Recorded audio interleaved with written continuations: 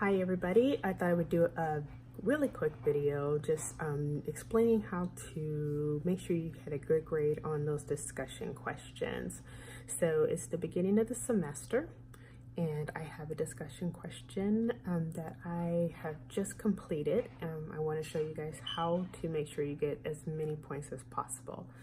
So here we go. Okay, you guys, the first thing you're going to want to do is make sure that you look at your question.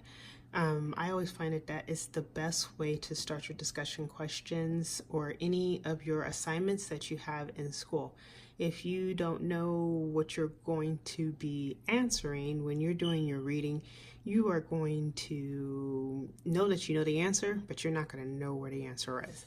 So the first thing I always do is read my question, pick out the things that I am going to have to include in my question, and then check out the discussion rubric or whatever rubric that you are using, because you want to get the full points. You don't want to get some of the points, okay?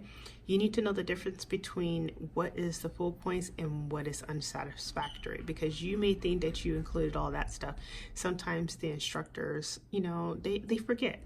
They forget that they put something over here and it leads up to that. So make sure that you look in all the boxes to see what is included in unsatisfactory and what is included in satisfactory, and go from top to bottom, okay? I started this one for this assignment that we were doing. I put the questions that I wanted to answer, started getting ideas and flowing, and then also I took my book and started writing little pieces that I felt were answering the questions, so that when I started writing it, I already had the main pieces that I wanted to use. Second, if you guys have not done it already, this little app right here is called Perla. It is amazing. If you don't have it, I would get it, especially if you are a nursing student and you are going to be in school for a long time. Perla is amazing. It keeps all of your references. So these are the references that I added for this assignment, which were my new books that I got for this semester. And you guys, I'm getting my doctorate, and I believe I've had a million health behavior classes and health nursing theory freaking classes, but you know, there has to be a million books of those. But anywho, we have another one. So if you look, I added those, and I won't have to do this reference again. I'm guarantee I'm going to have another discussion question that's going to come from these books, and all I will have to do is add it from my library. If you guys look at my library, it's probably crazy long. These are all the books in my library, because it keeps every single book that you've ever put in there, which is useful if you reuse your books like me. I don't throw any books away. So when I go take one of my old books to use as a resource, I don't have to go through and do all that. It saves you so much time. So definitely recommend that. So get yourself Perla if you don't already have it. I didn't start from the beginning, but if this had been a new paper, this whole area would have been blank.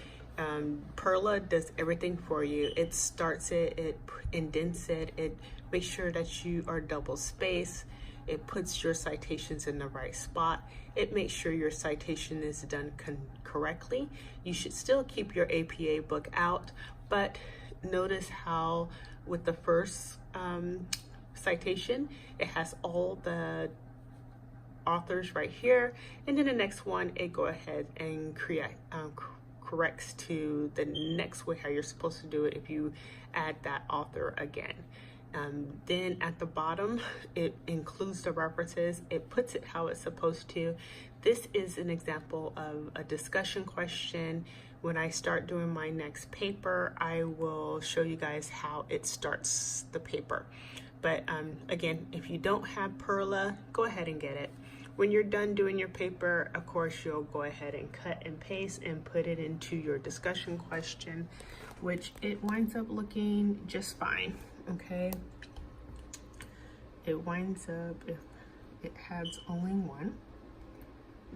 Why does it only have one? So anyways, I don't know.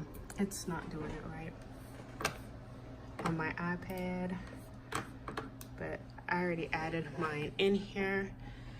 So when you go and put your discussion question inside of your area for your school, we use Canvas.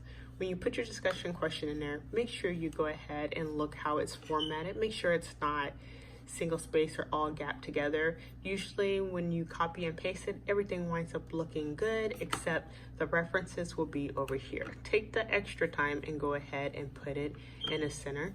Your papers or your discussion is going to look so much better if you just take the little extra time to do those little things.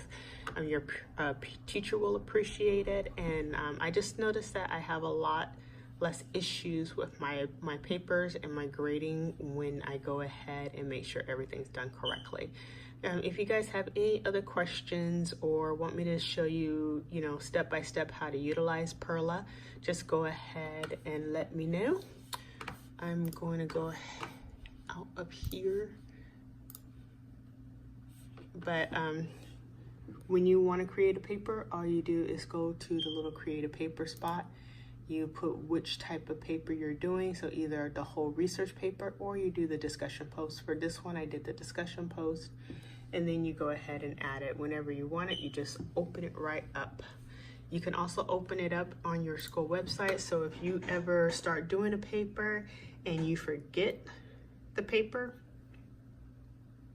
at home, or you forget your laptop, wherever, your paper is still accessible. So that's why, and that's one of the reasons why I love it. Well, if you guys have any other questions about discussion questions, you guys just let me know. All right, happy studies, y'all.